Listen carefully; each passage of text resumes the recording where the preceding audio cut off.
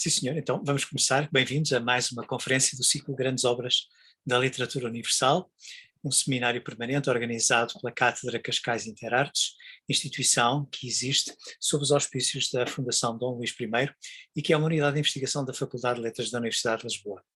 A conferência de hoje é dedicada aos cadernos de Malte Loritz Brigge, ou as anotações de Malte Loritz Brigge, como refere a tradução de Teresa Furtado, a quem eu sei que está a assistir e, portanto, aproveito para saudar esta obra, portanto, de Rainer Maria Rilke. Este é o único, como sabemos, o único romance de Rilke que a história da literatura consagraria como um dos poetas maiores em língua alemã. Uma obra publicada em 1910, portanto em pleno modernismo, e que capta muito do zeitgeist coevo e que teria um impacto que não é desplicente em escritores como Jean-Paul Sartre, obviamente, lá no Z, e também, curiosamente, e isto é de facto, na minha opinião, mas isto, enfim, deixarei obviamente para a nossa conferencista estas questões, mas também inclusivamente em filósofos como o Serre, por exemplo, há determinados conceitos que ele próprio irá explorar. Portanto, provavelmente, quando nós estudamos o modernismo, não atribuamos e não consideremos a devida singularidade desta obra, nomeadamente pela sua dimensão experimental. Frequentemente, quando falamos em experimentalismo narrativo no modernismo, pensamos em Joyce, pensamos em Virginia Woolf, pensamos em John dos Passos, por exemplo, e não pensamos, talvez não se atribua a importância a esta obra nesse contexto, pelo tipo de incursões que ela faz a nível de solos de alteridade, todo o mecanismo de citações, por exemplo, o Baudelaire, a Charonne, inclusivamente determinado tipo de citações que, sendo teológicas, já se aproximam de uma certa dimensão existencial. Estamos perante uma obra que é, de facto, uma obra muito pouco referenciada e, indiscutivelmente, uma das grandes obras da literatura universal. Ora, para nos falar deste livro, temos a alegria e a honra de contar com a professora Isabel Capeloa Gil.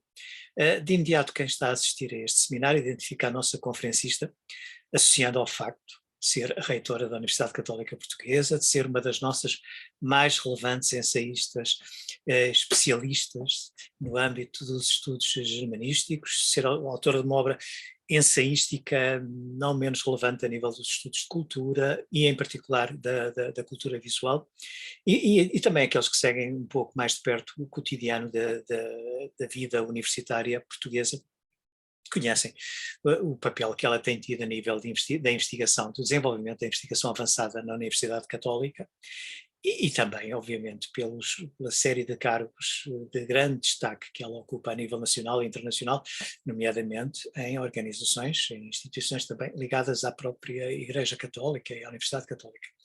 Mas, no entanto, apesar de eu saber que todos vós associam a professora Isabel Capeloa Gil a estes e outros aspectos que eu não citei, eu gostaria de acentuar um outro, digamos que mais pessoal e ligado a este contexto em que a vamos ouvir hoje, isto é, o facto da professora Isabel Capeloa Gil integrar o Conselho Científico da Cátedra Cascais Interartes e, consequentemente, o painel de académicos que também fazem parte deste Conselho e que, se por um lado honram a Universidade Portuguesa, também nos honram nós, e isso é um motivo de júbilo para nós. Já agora, eu gostava de recordar que, quando a criação da cátedra, um destacado ex-membro de uma equipa reitoral da Universidade Católica Portuguesa, o Sr. Dom José Tolentino Mendonça, foi enfim, um dos membros desse primeiro Conselho Científico da Cátedra.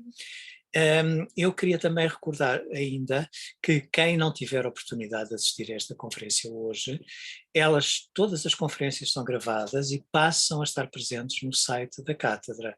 Portanto, para aqueles que não estiveram presentes, não puderam estar presentes, não puderam ouvir, que queiram ouvir posteriormente, peço que quem está presente passe a palavra, nomeadamente não só aos seus amigos, colegas, mas também aos seus alunos. Penso que esta é uma função particularmente relevante em termos sociais, se quisermos, destas conferências. E o meu introito já vai demasiado longo, pelo que me resta renovar os meus agradecimentos à professora Isabel Capeloa Gil, a quem passo a palavra. Muito obrigado. Muito boa tarde, começo por agradecer ao professor Mário Avelar este convite simpático para estar hoje aqui a falar sobre uma obra que todos nós consideramos que é absolutamente central para entendermos a modernidade, o modernismo inicial, o modernismo europeu, o modernismo austríaco, mas também para um entendimento renovado do nosso presente. E é um bocadinho nessa ótica, agradecendo também a presença daqueles que se juntam hoje aqui neste fim de tarde, é um bocadinho nessa ótica de relação com o presente e tentar uma leitura de uma obra de 1910 numa lógica e segundo algumas propostas que preocupam e que enquadram a prática dos estudos literários atualmente, no século XXI, nomeadamente numa lógica da materialidade literária, ou seja, abordar a obra menos numa perspectiva, digamos, obviamente, idealista, mas mais olhando para a maneira como a forma específica deste romance e as suas relações com outros mídia, com outras obras, constitui de facto uma proposta de renovação da linguagem estética, mas também do papel que a literatura, enquanto forma de decifração do mundo, ocupa naquilo que Kittler chamou o sistema de discurso de 1900. E, portanto, ia começar com uma citação de uma obra que não é as anotações de Malte Laurits-Brigge, e vou seguir aqui também nas citações que vou fazer a tradução da professora Teresa Furtado. Vou começar com uma citação de Musil, que é do inevitável Um Homem Sem Qualidades, naturalmente também um dos grandes romances da modernidade, posterior às anotações, mas que serve de introito metodológico para aquilo que quer dizer. Portanto, aqui vai Musil. Costumo ir ao cinema? Devia ir. Talvez essa arte, na sua forma atual, ainda não tenha grande futuro, mas espero até que a ela se associem interesses comerciais maiores. E verá, nas próximas décadas, uma evolução que nada poderá travar. E então começará um processo em que se recorrerá a todos os meios de acumulação e intensificação. Seja o que for que os nossos poetas e estetas imaginem, o que veremos nascer será uma arte da AEG ou da indústria química. É assustador, meu caro. O senhor escreve? Não, já lhe tinha perguntado isso antes. Mas por que é que não escreve? Tem razão. O escritor ou o filósofo do futuro entrarão em cena pela passadeira do jornalismo. Já reparou que os nossos jornalistas estão a ficar cada vez melhores e os nossos poetas cada vez piores? É sem dúvida uma evolução esperada e inevitável. Fim de citação. Infelizmente os nossos jornalistas hoje, em 2023, não estão melhores que os poetas, mas enfim, isto é a citação da personagem do Dr. Arnheim, do romance O Homem Sem Qualidades, que me serve um pouco aqui de introito metodológico, justamente porque, associado também àquilo que é a designação da cátedra, ser a cátedra Cascais Interartes, me inspira ou sugere naturalmente uma leitura da literatura como um sistema semiótico, sempre e inevitavelmente em relação com outros sistemas sígnicos.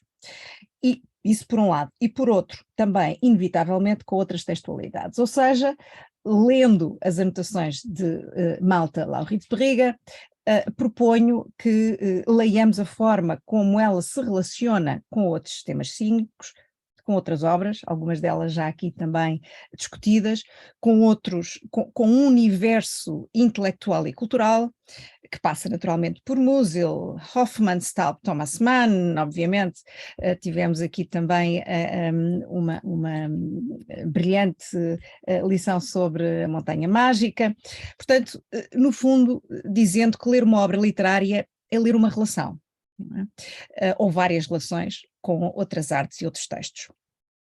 A rede de discurso de 1900, na qual tanto a obra de Rilke, de que hoje falaremos, como a mais tardia de Musil se inserem, reage à emergência de suportes tecnológicos.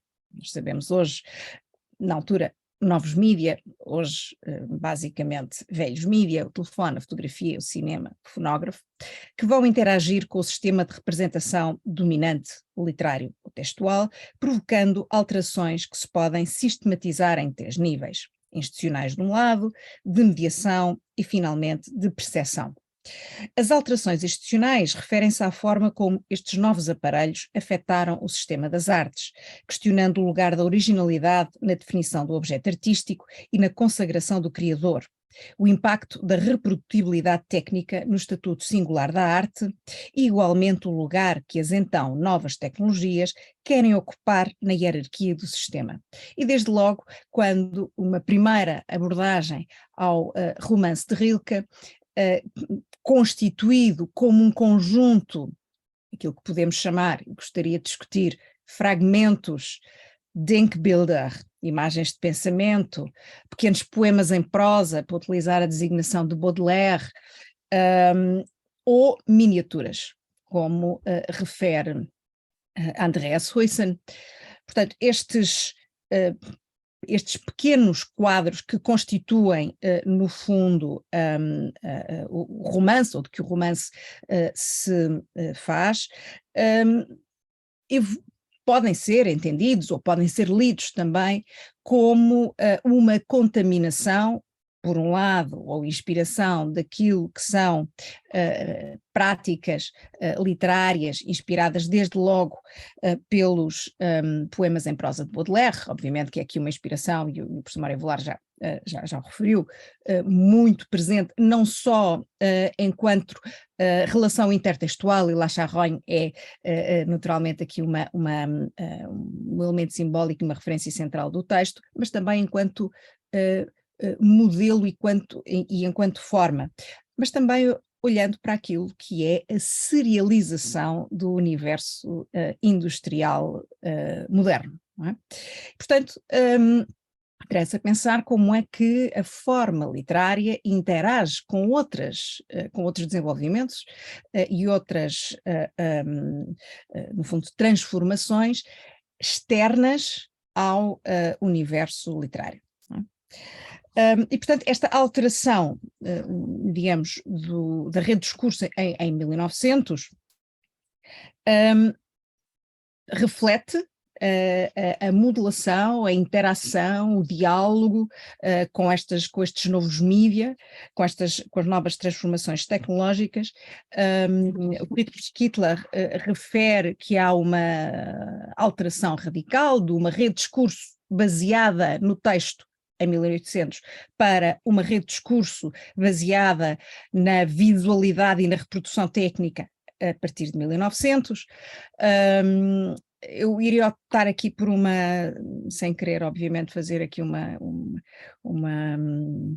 contra-teoria a Kittler, mas sugerir uma atitude diferente, ou uma abordagem diferente, que é, por um lado, naturalmente, de chamar a atenção para o facto da intervenção, do papel destas novas tecnologias terem, numa alteração institucional, levado ao entendimento da literatura não como a arte, mas como um sistema mediático semelhante e a par de outros sistemas que são fundamentalmente instrumentos mediáticos de relação com o mundo, mas de entender ou de propor e de ver como é que nós podemos, no fundo, através das anotações, encontrar traços dessa transformação, propor que não há digamos, uma substituição de um sistema discursivo dominante,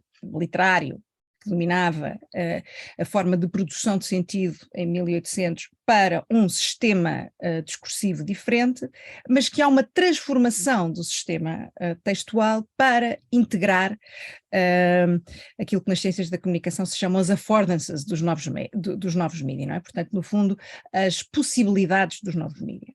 Não há, eu diria, então, não há aqui uma substituição do textual por uma coisa diferente, mas há uma reconversão e uma transformação que é incluída dentro daquilo que é aquilo que define a literatura e a forma de produção de sentido da literatura em 1800. O romance As Anotações de Malta Laurits Berriga, publicado em 1910, constitui, diria, uma intervenção exploratória em prosa do poeta que suscita, como sabemos, reações ambivalentes, desde logo admiração, mas também para aqueles que digamos, estavam mais próximos de uma abordagem mais simbolista de uma fase inicial de Rilke, olham as anotações como algo que é radicalmente, um afastamento radical da estética a que estavam habituados, não é? Este livro em prosa, como Rilke lhe chama, tem como protagonista fragmentário e também como espécie de alter ego, Malte Laurits Perriga, um poeta de 28 anos, um poeta dinamarquês de 28 anos, e as explorações urbanas desta personagem em Paris.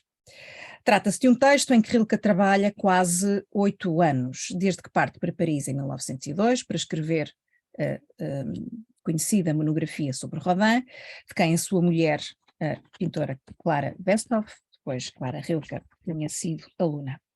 O ensaio sobre Rodin é publicado no ano seguinte, à ida para Paris, e Rodin fica impressionadíssimo com o talento do poeta, de tal forma que o convida para ser seu assistente ou secretário, função que ele desempenha de forma breve, apenas durante um ano, entre 1905 e 1906.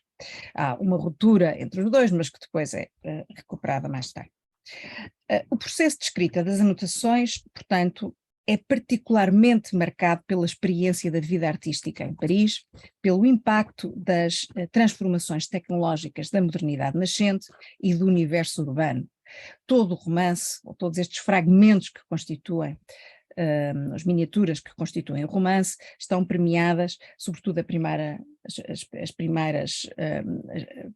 parte, as primeiras 24, de um conjunto de experiências ou de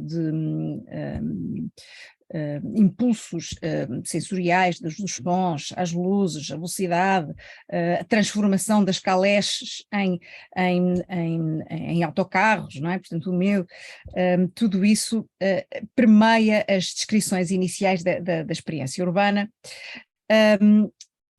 associado também a uma consciência ou uma afirmação de uma relação fóbica com esta experiência urbana. Uma autora americana, Stephanie Harris, considera que as anotações de Malte Laurits Perriga são o grande romance do medo da modernidade nascente.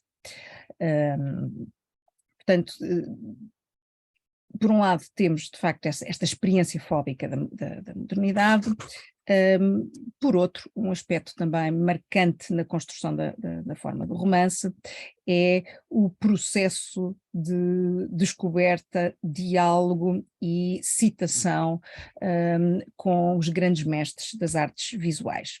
Sobretudo a pintura, nós sabemos, constitui uma das grandes, podemos lhe chamar, inspirações ou dos diálogos mais profícuos para na criação e no desenvolvimento deste romance. Os autores da edição crítica de Rilke, o August Stahl e Horst Nalewski, sugerem que as artes visuais foram mais importantes do que a literatura na construção da obra de Rilke. Portanto, que o diálogo visual com as artes plásticas e sobretudo com a pintura, que sem excluir também naturalmente Rodin, foram mais importantes do que diálogo com outros autores, com outros autores literários. Rilke, naturalmente, sabe-se, pertenceu à colónia de artistas de Worpswede, a sua mulher era pintora, manteve sempre um diálogo muito próximo com os círculos das artes visuais, como Munch, Kokoschka, e, portanto, tinha uma particular sensibilidade para a visualidade. Aliás, matéria e aspecto, aliás, digamos que é um tema central neste romance, que já passarei também a discutir. Mas de todos estes autores, digamos que há dois que, enquanto mestres, se destacam.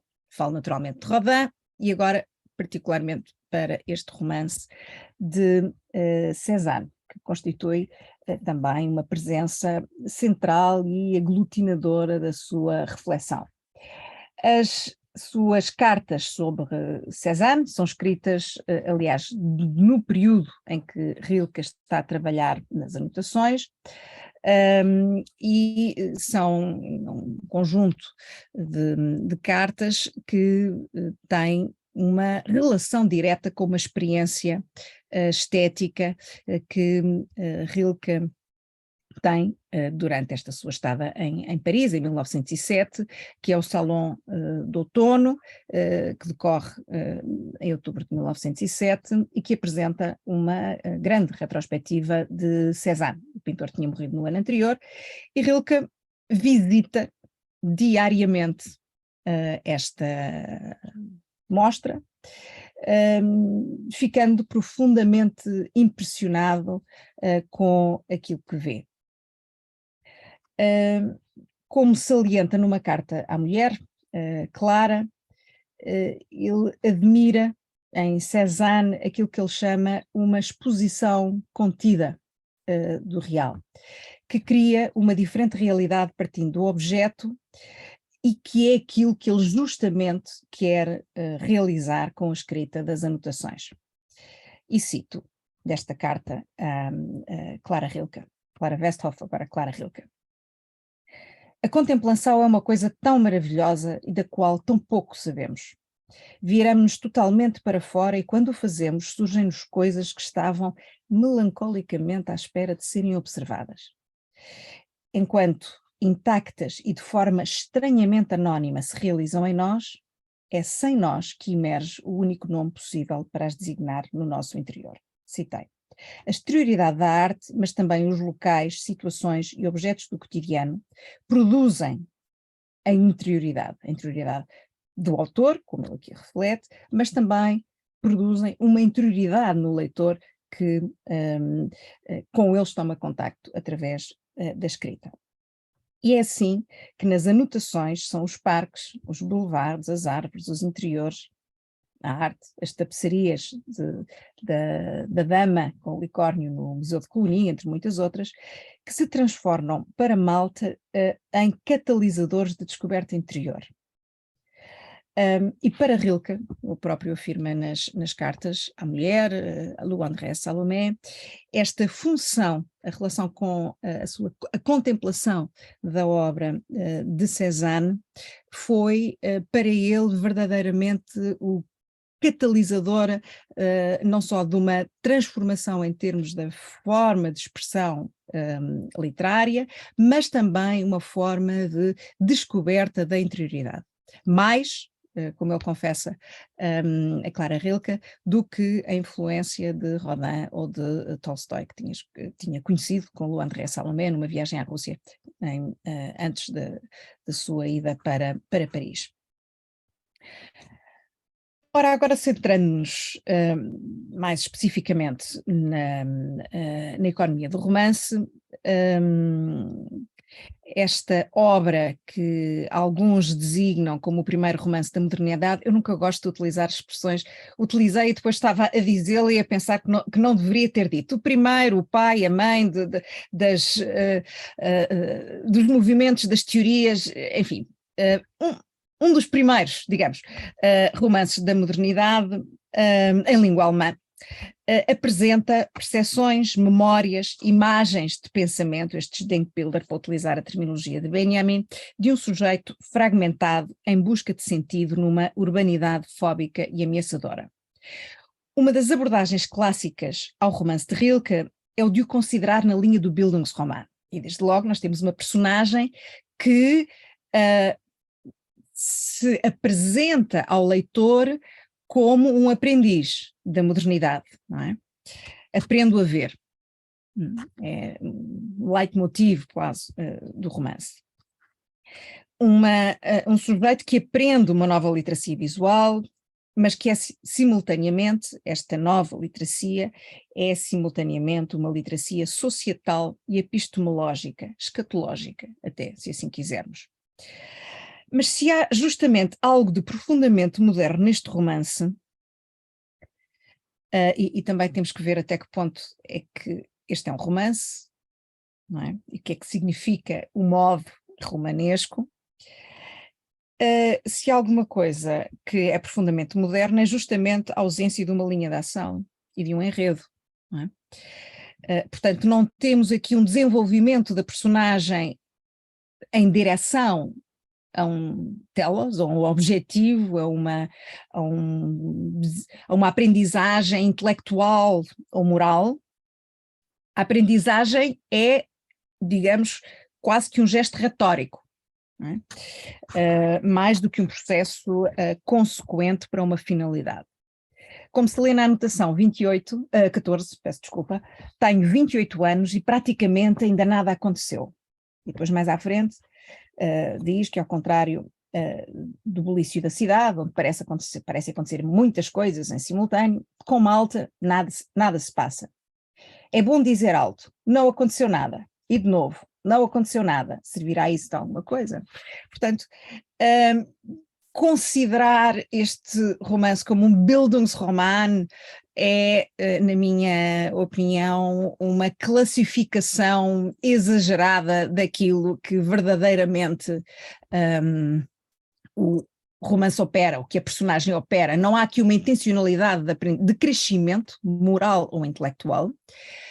Há uma descrição fragmentária de uma personagem que porventura se tenta inscrever num modelo de desenvolvimento do sujeito pré-moderno, mas este é um processo de desenvolvimento que falha, não é? Portanto, nós não temos uma personagem que aprendeu alguma coisa no final. Podemos, no final do romance, a narrativa do filho pródigo pode-nos sugerir aqui uma evolução escatológica, mas muito fora daquilo que é, digamos, o modelo da aprendizagem do Bildungsroman. O sujeito poético apresenta-se como entidade dispersa, dividida, um lugar vazio, diria mais próximo do Bernardo Soares do que propriamente de Wilhelm Meister. Não é? Quer dizer, nós temos aqui claramente uma realidade que não se enquadra naquilo que é a tradição do Bildungsroman. Um lugar vazio, como as casas que descreve nas suas memórias de infância, as casas esventradas nos boulevards parisienses que a modernização da cidade arrasa. Um espaço de ausência que recorda as falsamente esvaziadas fotografias dos cafés e das avenidas parisienses de Atget. Eu vou só tentar partilhar aqui um bocadinho o ecrã para mostrar uma coisa que depois quero mostrar aqui.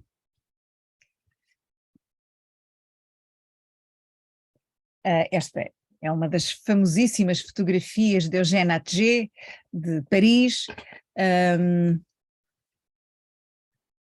e é interessante que estas fotografias aparecem, todos estes cenários de Atget, uma cidade vazia, mas que é uma cidade falsamente vazia, porque isto tem a ver com o tempo de exposição da fotografia. As placas fotográficas exigiam um tempo de exposição maior, que obrigava para as pessoas poderem ser representadas ou poderem ficar registadas, gravadas na placa, tinham que estar também numa posição fixa, não é? Imóvel, o que não acontecia. Portanto, acabavam por não passar ao registro gravado. Portanto, as fotografias da Atget ou nos mostram ruas vazias, ou algumas vezes com umas imagens um bocadinho, com umas figuras um pouco fantasmagóricas quase, não é?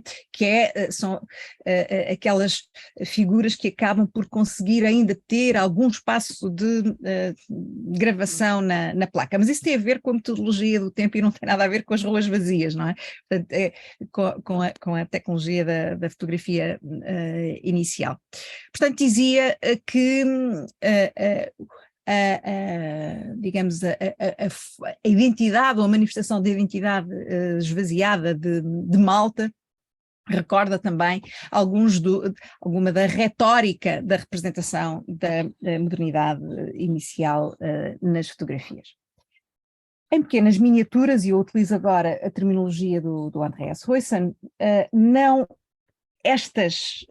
Huyssen utiliza o termo miniaturas para designar as diversas, digamos, os diversos divisões do romance e a organização do romance, e não fragmento. Porque o fragmento entende uma forma, ou subentendo, sobretudo ao estilo romântico, uma forma autónoma, quase autossuficiente, ao passo que estas estruturas são estruturas cujo sentido depende de uma articulação, de uma leitura consequente delas, não em sequência, mas que depende naturalmente de um entrecruzado e de uma articulação.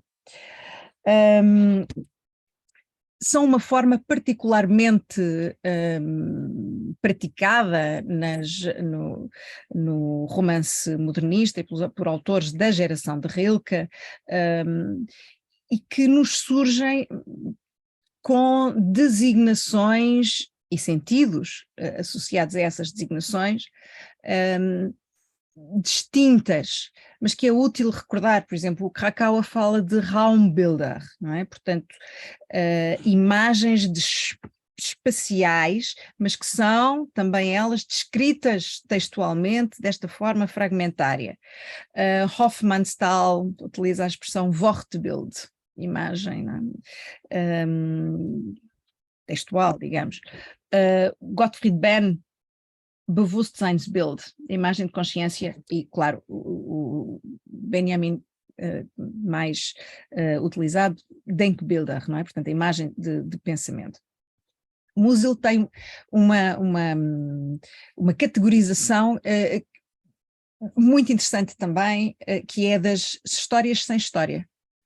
Pequenas, uns fragmentos que têm uma função narrativa, mas que são histórias sem história, e que se articulam entre si. Portanto, na verdade, através destas formas miniaturais, o leitor aprende a descobrir um sujeito que aprende a ver e, ao ver, a existir. Diz Malta: aprendo a ver, não sei por que motivo. Não sei por que motivo tudo penetra em mim mais profundamente e não se imobiliza no ponto em que se costumava extinguir. Tenho uma interioridade que desconhecia. Tudo agora para aí se encaminha. Não sei o que aí se passa. Já o disse, aprendo a ver. Sim, estou a começar. Ainda é difícil. Citei. A aprendizagem de Malta é, portanto, marcada por uma relação fóbica com o exterior, uma relação de medo. O medo é, aliás, a narrativa que enquadra a sua relação com a modernidade. Queria ver se... Okay. Que define, aliás, como no quadro de Munch, autor e pintor que Rilke muito apreciava. A modernidade manifesta-se, portanto, como local ameaçador para um sujeito em desencontro com a sua interioridade, uma ameaça espacial de encontro com o objeto e o alienado, que se transformam também numa espécie de alter ego, como é o caso da miniatura em que Malta descreve o encontro com a mulher sem rosto na rua Notre-Dame-des-Champs, e que eu passo a ler na tradução da nossa colega Teresa Furtado.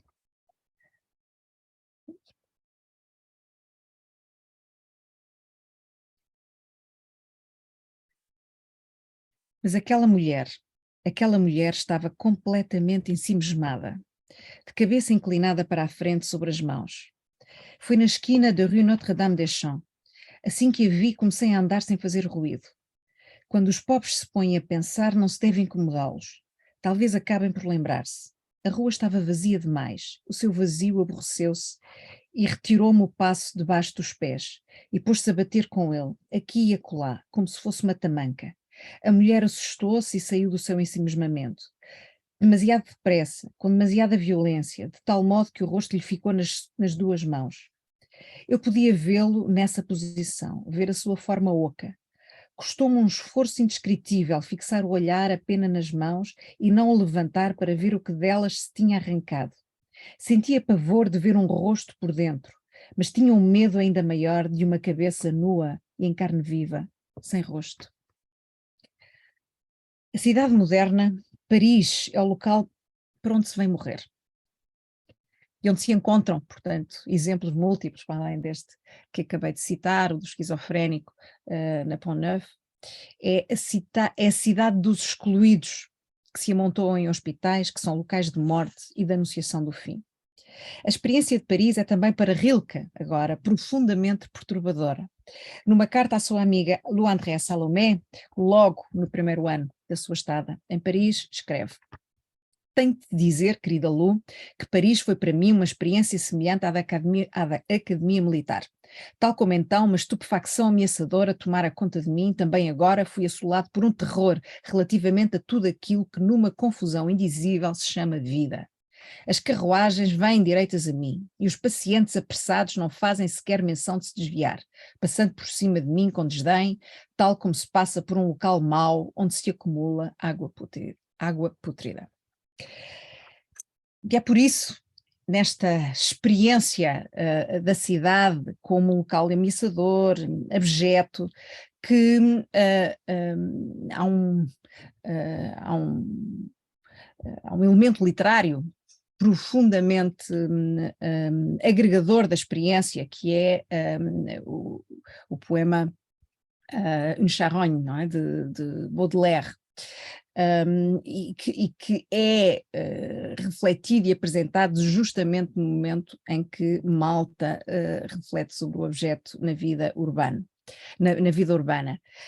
O brilho da modernidade decorre, aliás, do brilho dos corpos em decomposição, que é uma expressão de D.H. Lawrence, a propósito, num comentário justamente a este poema de Baudelaire. Portanto, ao longo do romance, neste ambiente um pouco esquizofrénico, irrompem cenas surreais, fantasmagóricas, aparições nas recordações de infância, onde Malta procura um refúgio do seu presente alienado. A infância surge, aliás, como uma espécie de reduto de tentativa de encontrar uma estabilidade que permita organizar a desorientação do presente. Mas nessa busca profunda da infância, a experiência narrada é também ela desorientadora e ameaçadora. A modernidade da experiência alienante deste espaço urbano, na verdade, articula-se com um certo anacronismo na construção existencial da personagem, porque Malta não deixa de ser um sujeito romântico, diria, um sujeito romântico tardio, um aspirante poeta que sofre com a alienação da vida moderna e que sente a incapacidade, no fundo, de encontrar o seu espaço nesta sociedade ameaçadora. A modernidade das anotações, diria, é, portanto, menos a do protagonista, desta experiência do protagonista, não é isto que é tão radicalmente moderno, diria, é menos esta do que a da experiência estética da escrita, da experimentação que Rilke faz com este modelo miniatural que estrutura o romance. As anotações apresentam o problema da busca de uma linguagem que exprima as transformações da modernidade, na linha, diria, da carta de Hugo von Hofmannsthal de 1902. E não se trata aqui de uma questão de ceticismo linguístico, de todo, não é? Aliás, se alguma coisa, quando lemos a carta de Chandos, a carta é uma fulgurante expressão riquíssima de simbolismo e, portanto, não propriamente que reflete sobre uma falha com uma linguagem absolutamente esfuziante. E o mesmo acontece aqui com Rilke, não se trata de uma questão de ceticismo linguístico de todo, mas de uma busca de uma forma renovada e de uma forma alternativa. De uma formulação, diria, que consiga dar ao medium literatura a expressão adequada da modernidade. Numa carta a Rodin, em 1908, Rilke diz o seguinte: quando se escreve poesia, encontra-se sempre a ajuda e o arrebatamento do ritmo das coisas exteriores, pois a cadência lírica é da natureza das águas, do vento, da noite. Mas para ritmar a prosa é preciso entrar nas próprias profundezas e encontrar o ritmo anónimo e múltiplo do sangue. Há uma dimensão existencial, mais profunda, que exige uma formulação e uma estrutura, uma forma diferenciada. Ou seja, descobrir na materialidade da escrita a interioridade dissoluta e a dispersão externa. É este o grande desafio do romance. Mas é justamente o que é externo ao sujeito poético, seja a cidade, os objetos, as tapeçarias, que revolucionam o ato poético, que deixa de ser um gesto de controlo por uma individualidade genial para se manifestar como despojamento numa atitude definidora da atitude moderna. E, de novo, algo que nós vamos encontrar também muito em Pessoa,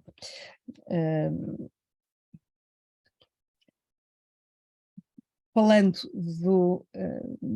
da sua aprendizagem e do progresso, da sua tentativa de se fazer poeta, Malta diz o seguinte: durante algum tempo poderei ainda escrever e dizer tudo isto, mas chegará o dia em que a minha mão estará longe de mim e escreverá palavras que eu não pretendo. Despontará o tempo de uma outra interpretação e não ficará palavra sobre palavra, e todo e qualquer sentido dissolver-se-á como as nuvens e precipitar-se-á como a chuva. Com todo o meu medo, acabo por ser como alguém que está perante algo grande. E lembro-me de que outrora sentia com frequência algo semelhante antes de começar a escrever. Mas desta vez sou eu que vou ser escrito. Desta vez sou eu que vou ser escrito. Ou seja, este sentimento do despojamento do poeta que deixa de controlar a realidade externa para reconhecer às coisas, aos objetos, uma autonomia que o transforma ao sujeito poético agora em objeto de uma escrita que lhe é exterior. Portanto, esta interioridade, este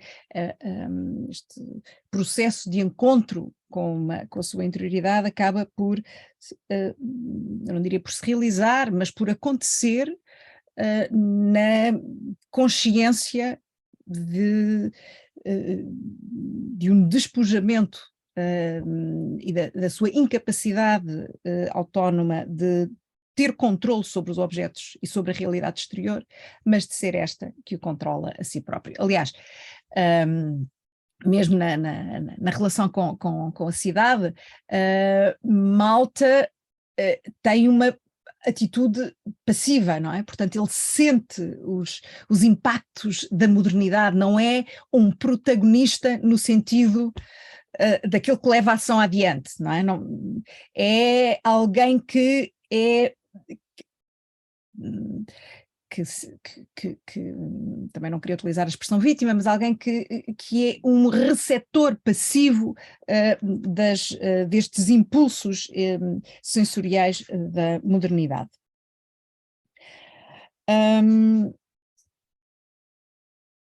E gostava talvez de falar de duas coisas numa nota final, que era o seguinte: refletir sobre a forma final das anotações. Difícil traduzir para português Aufzeichnung. Há uma etimologia visual na expressão alemã, não é? Zeichen, desenhar, que é impossível de traduzir em anotações ou cadernos ou the notebooks, como é traduzido para inglês, e portanto há sempre alguma coisa que falha no processo, não falha, é natural, não é? Essencial ao processo de tradução, e que fica como uma espécie de um traço fantasmagórico. O facto de estas formas serem designadas como são anotações visuais, digamos, são notas visuais sobre a cidade, notas visuais, descrições de experiências urbanas e descrições de imagens da interioridade, da memória, da infância da personagem. O Andreas Huyssen tem a tese de que a miniatura e que esta forma constitui uma espécie de remediação inversa da literatura.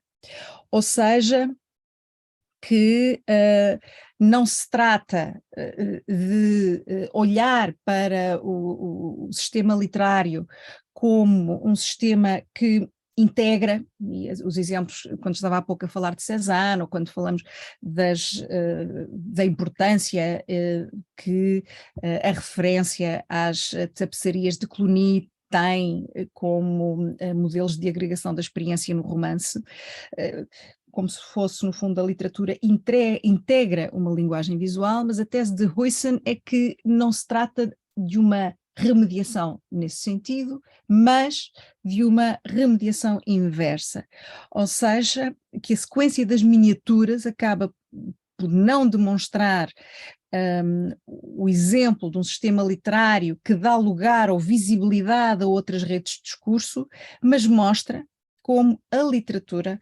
como a escrita tem uma remedeia de forma inversa, devolve à experiência visual aquilo que são as possibilidades próprias de construção do sentido através da palavra e do texto, e nesse sentido a sua forma própria de fazer o mundo. Isabel, muito obrigado pela tua conferência, pela tua lição. Todos nós estamos muito gratos. Eu queria dizer a quem nos está a assistir neste momento que, se quiser intervir, se quiser colocar questões, é apenas uma questão de levantar a mão virtualmente, obviamente, e nós podemos a partir daqui ativar o som para que possam intervir. Enquanto surgem ou não questões, eu gostava de te perguntar, portanto, se o tipo de relação com o espaço que este protagonista tem, portanto, por aquilo que eu depreendo da tua leitura, é um tipo de relação com o espaço, por exemplo, muito diferente da relação que o Benjamin vai ter, por exemplo, nos Arcades Project, não é verdade? Uhum. Não sei o que é que... Não há aqui, o Malta não é um flaneur, não é? Portanto, toda a lógica do Flaneur é a de uma penetração no espaço urbano e de uma apropriação do espaço urbano, não é? Portanto, não é isso que acontece aqui. Portanto, desde a primeira anotação em que Malta diz vem-se para Paris para morrer, e toda a experiência eu estou a ser impactado por uma cidade, está numa atitude defensiva, reativa e defensiva.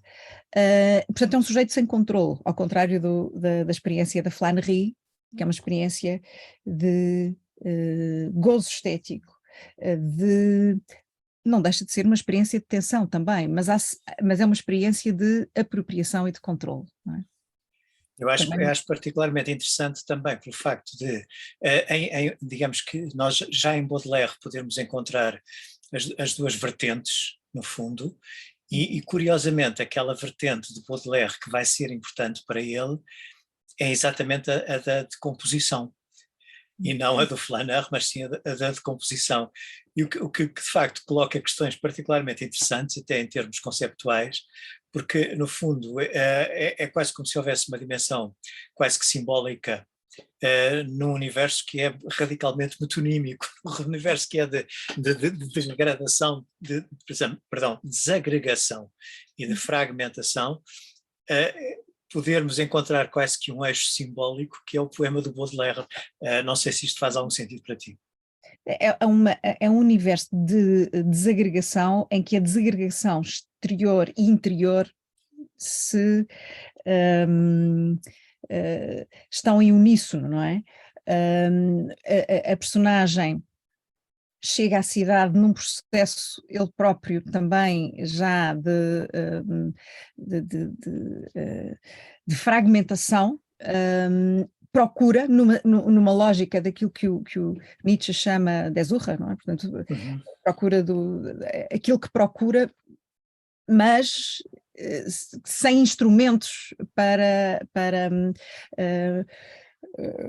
poder construir uma narrativa consequente, ordenada e com sentido dessa procura. E, portanto, aquilo que recebe é ameaçador e torna-se praticamente aquilo que nós temos de chamar uma self-fulfilling prophecy, não é? Portanto, a disjunção da personagem aprofunda-se com o contacto com essa desagregação e a decomposição externa da modernidade, que é sentida como profundamente